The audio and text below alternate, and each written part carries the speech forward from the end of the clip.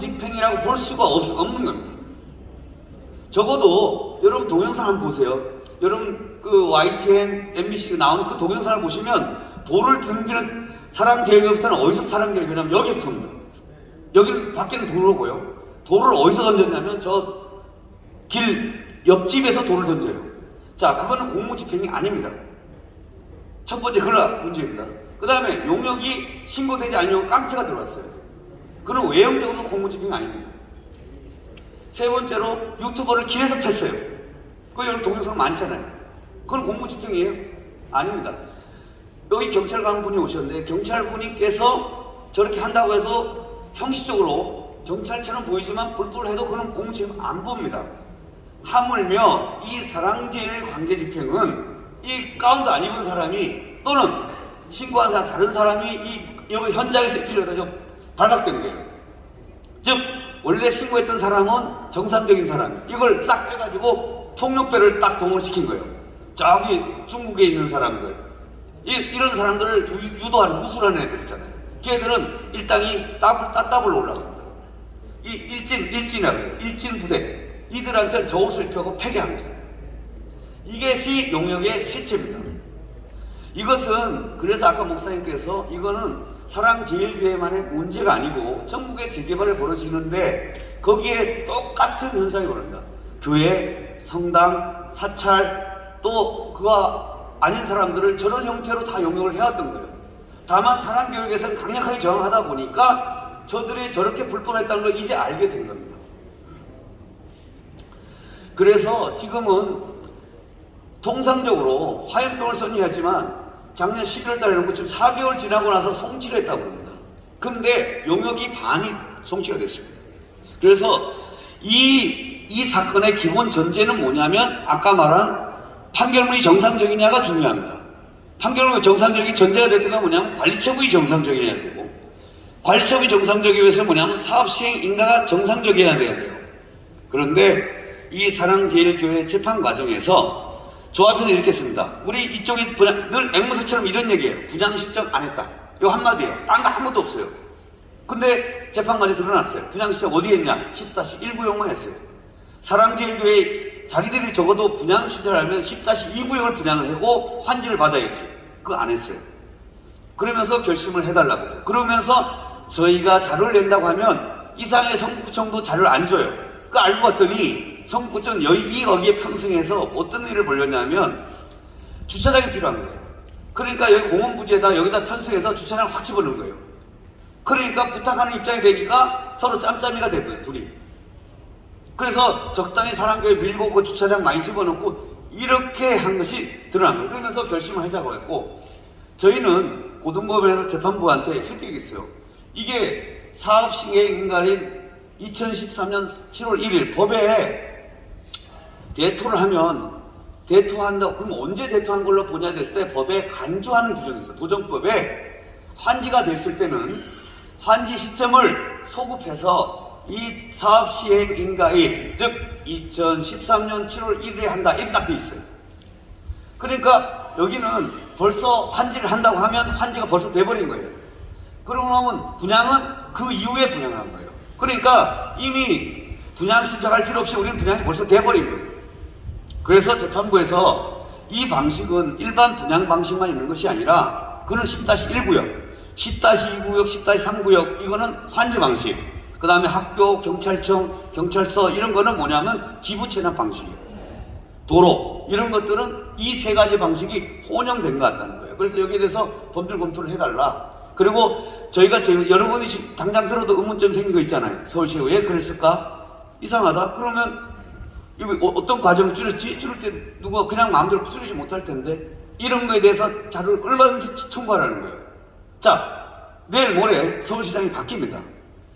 이게 방식이 바뀌던 결정적인 게 바로 박원순 시장이 바뀌면서부터 시작됩니다. 그 전까지 쭉 하다가 박원순 시장과 구청장이 바뀌면서 이걸 확 바꾸는 겁니다. 그 근본 차이가 뭐냐? 박원순 시장은 그냥 도시 재생 사업이라고 그냥 존치를 하자는 거예요. 도시 살리기. 그러면서 오세훈 시장 전에 했던 걸 다 없애버립니다. 이제 그런 방식인데 그래서 이거는 자발적인 재개발 방식을 했는데, 그렇다 하더라도 공공재개발에 대한 그 임무를 다 해야 되는 거예요. 왜냐하면 사랑제를 올린다고 해서 자기들은 혜택이라는 혜택을 다 받습니다. 층수 혜택 다 받고요. 다 받습니다. 보통 재개발은 그렇게 높게 안 줘요. 왜 높게 주냐? 거기 돈 벌어서 교회도 짓고 학교도 짓고 그 다음에 경찰서도 짓고 이렇게 하라는 거예요. 그래서 증거세를 다양하게 받아줘요. 그래서 5월 27일까지 결심하고 6월 조정하고 이렇게 예정되어 있습니다. 그래서 제가 몇 가지 중요한 부분만 간단히 정리하겠습니다. 이 환지처분 규정일이 어떻게 되냐면 도정법에서 도시개발법 41조 2항 본문에 환지처분하는 때는 사업시행 인가일로 하는 때로 본다, 이렇게 규정이 되어 있습니다. 그리고 여기에 보면 조합의 총무이사였던 이 증언입니다. 이미 종교부지 특정했죠? 그렇습니다. 예. 그러면 서울시에서 대토를 했는데 확정되는 건 어떻게 된가요? 재정비 촉진구역이 정리가 되고서 구청에서 각 구역을 14구역을 다 돌아다니면서 종교부지에 관계되는 교회나 성당 다니면서 예를 들어 사랑제일교회는 어느 자리다, 10-1구역이다, 10-3이다, 이렇게 다 설명해 줬다. 그래서 저희들 원고조합에서는 서울시 조례가 아니지만 종교부 형태를 인지를 하고 있었습니다. 그래서 큰 거는 사랑제일교회, 작은 거는 안식교로 알고 있었습니다. 그러면 도면이 내려왔네요. 내려왔습니다. 이렇게 증언했습니다. 그러면 기존에 해서 보상방원 이걸 제공 이렇게 할 수 있었기 때문이죠. 예, 처음 시작할 때 협의했기 때문에 반드시 잘 진행해 왔습니다. 그렇다면 2008년 3월경 이 계획 수립 당시부터 종교부지 마련했고 성구청으로 2014년 인가 받은 것이죠. 그때 맞다, 이렇게 증언을 다 했습니다. 이것이 서울 고등법원에서 최근에 증언된 겁니다. 그래서 이게 재판이 확 달라지게 된 결정적인 계기가 된 겁니다. 그래서 우리가 마지막 결론적으로 하는 건 뭐냐면 이 관리처분이 무효입니다. 그러니까 수용도 무효죠. 건물인도. 왜냐하면 아파트만 상가를 대상으로 부장실 작성하지 않았다는 형식 이유, 그것 말 한마디, 그것도 10-1구역만으로 종교시적 구역으로 이미 편성된 10-2에 해당하는 사랑제일교를 헌금 정상자로 분류하고, 그리고 관리처분 계획 중에 사랑제일 부분은 아예 포함시키지 않은 것은 그 자체로 위협하고 하자도 명백하고 무효다. 저희는 이것이 하나의 쟁점의 한 요지고요. 두 번째, 사랑제일교회에 대한 아무런 보상 방안이 포함되어 있지 않은 이 건 관리처분 계획, 특별히 서울시 종교조례, 이 재정비 촉진구역을 관할하는 거기에 따라서 해야 될 거 하나도 하지 않은 이 계획은 사랑제일교회에 대한 부분은 헌법이 정한 정당한 보상의 원칙에 정면에 반하고 그 다음에 비례의 원칙, 그 다음에 무엇보다 신뢰의 원칙, 그간에 계속 해준다 해왔어요. 그런데 목사님 목회자고 그러니까 그냥 뭐 잘해주겠지 하고 이거 왔던 것이 이게 전부입니다. 그런데 이거에 대한 보상하지 않고 80억 받고 떨어져라, 이렇게 된 겁니다. 그 과정을, 그런데 그나마 제가 작년 9월 달에 조합과 협상을 했습니다. 그리고 조합 측에 변호인이 바꿨죠. 강제집행 이후에. 그러면 서울시의 수산시장을 전문적으로 용역했던 그 변호인을 선임했습니다. 그러나서 거기도 이렇게 하면 문제가 된다고 해서 그나마 협상을 했는데, 그것을 이 장수영 조합장이 어떻게 선동했냐면 돈 한 푼 안 줘도 된다. 내가 조합장이 되면 확 깎아버리겠다. 80억이면 밀 수 있다. 차라리 그거 용역비 주고 끝내자. 이것이 장수영 조합장의 선거 캐치프레이즈였어요. 거기에 선동된 분이 그걸 부결시켰어요. 며칠 전에, 그제입니다. 조합장이 다시 보상비하고 협상하자고 왔어요. 그런데 제가 이제 답장을 할 겁니다. 과거 황윤희 조합장 때도 저희가 합의를 했고요. 그런데 그것이 조합 이사회 통과했고요. 대의원 통과했어요. 근데 총회 안 했죠. 김경덕 직무대행 때도 저랑 같이 했어요. 조합장 통과, 이사회 통과, 그 다음에 대의원도 압도적으로 통과해요. 그런데 총회에서 장난을 쳐가지고 과반수에 미달하지 않는다고 해서 부결시켰어요. 자, 그래서 제가 얘기는 뭐냐면 합의하면 뭐하냐고, 제안하면 뭐하냐고, 총회 가서 부결시킬 걸. 그래서 제가 조합 측에 정중히 요구하는 건 뭐냐면 총회로부터 권한을 받아와라. 1안, 2안, 3안. 이 판결이 그대로 갈 경우, 이 판결이 뒤집어질 경우, 관리처분이 무효일 경우 1안, 2안, 3안을 만들어가지고 서울시 종교조례에 따라서 이 종교 성물에 대한 그 기준에 따라서 할 걸 거꾸로 제시를 해라. 우리 보고 제시하지 말고 이제는 법원의 조정길이 잡혔으니까 서울고등법원에 제시를 하고 우리도 제시하고 법원에서 조정하도록 하자. 그래야지 이게 된다. 이것이 지금 현재 진행되는 상황입니다.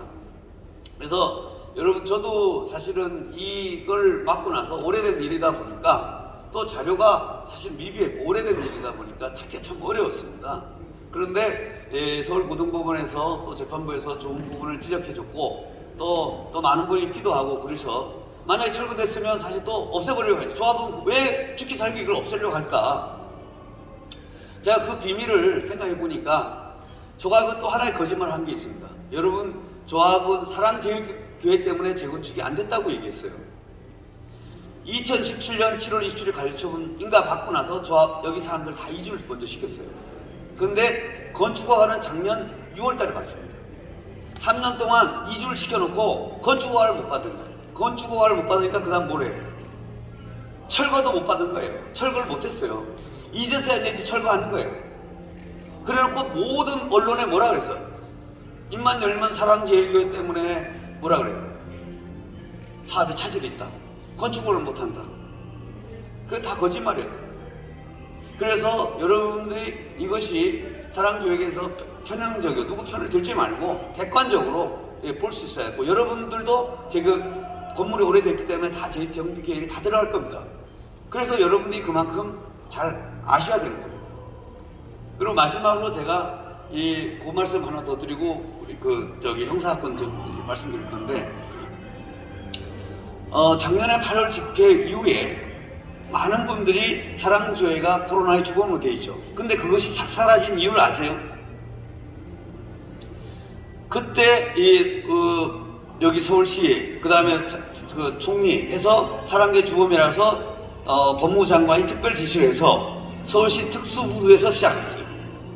근데 제가 거기에 조사할 때 그 팀장님한테 자료를 제공했어요. 8월 12일 날, 13일 날 사랑제일교회 최초 코로나 확진자가 발생합니다. 그때 명단을 안 줬다는 거예요. 근데 제가 자료를 보니까 8월 3일 날 사랑제일교회에서 구청과 보건소에 막 명단을 주는 거예요.